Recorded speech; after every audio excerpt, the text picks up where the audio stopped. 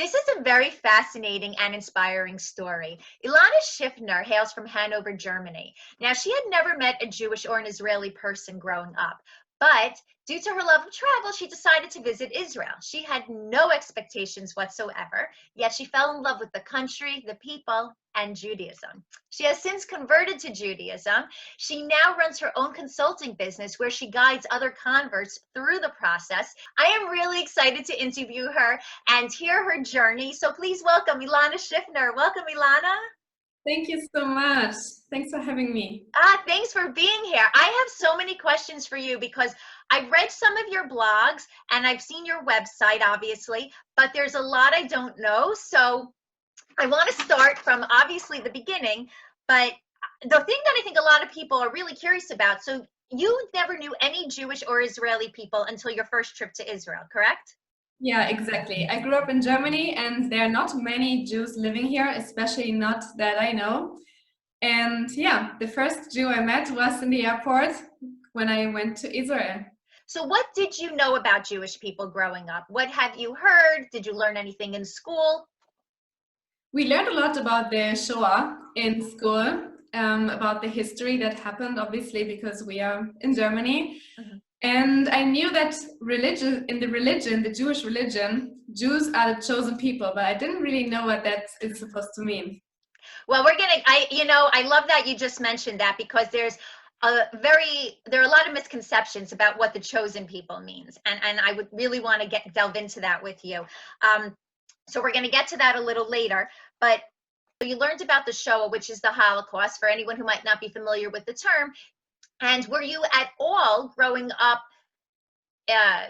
were you at all curious about the Jewish people? Did you have any thoughts, or there was nothing one way or the other? No, it was neutral.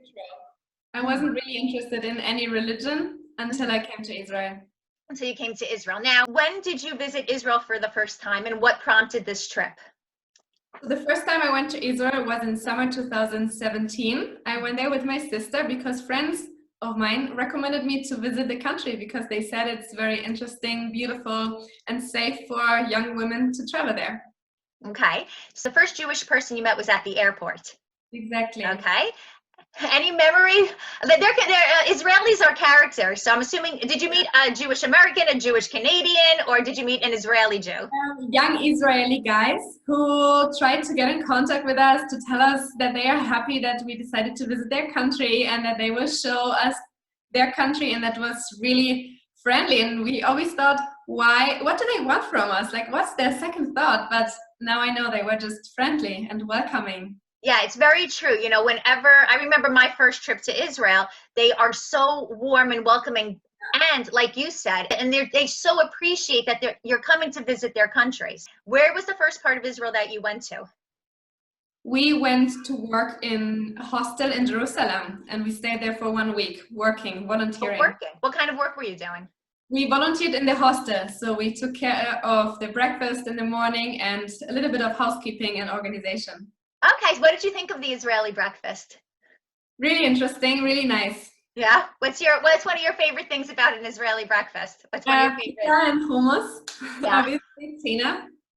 Tahina is my favorite. Just so you know, I eat tahina every single day. Nice. Yeah. Now, after your week at the hostel, then what did you do?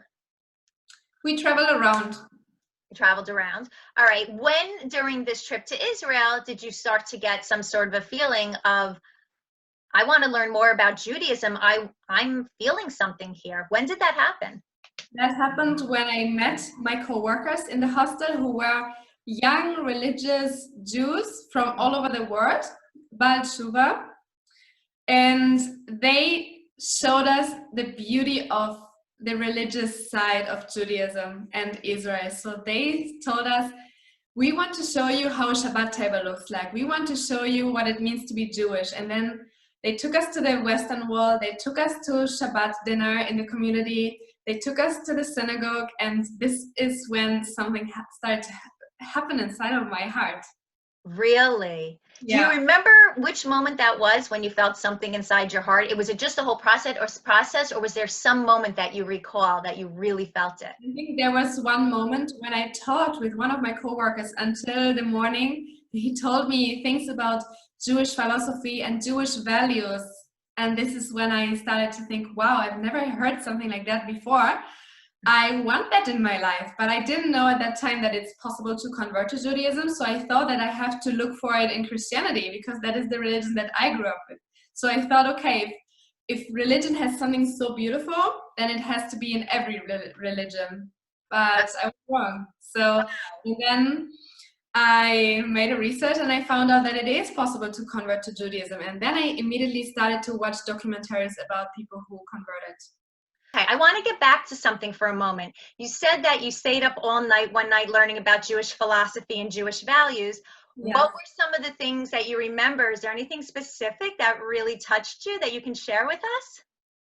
First of all, the role of the woman in the family and family in general.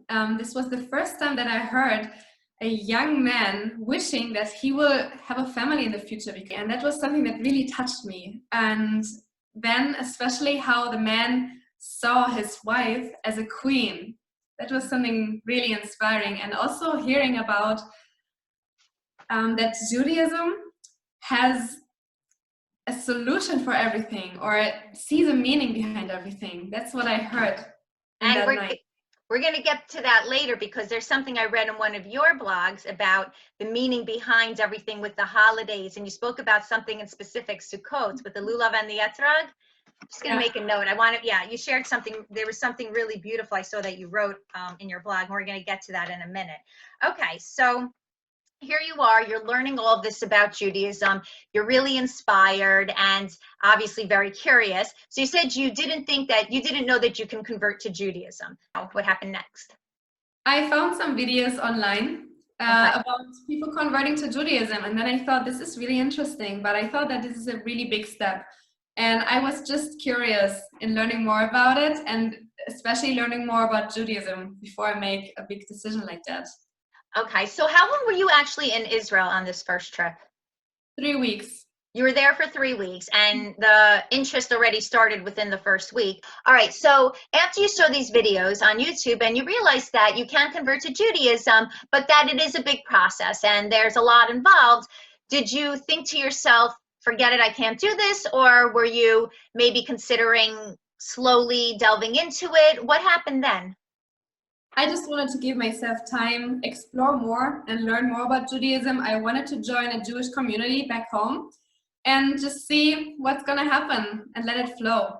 Okay, that's great. So then you go back home and did you join a Jewish community?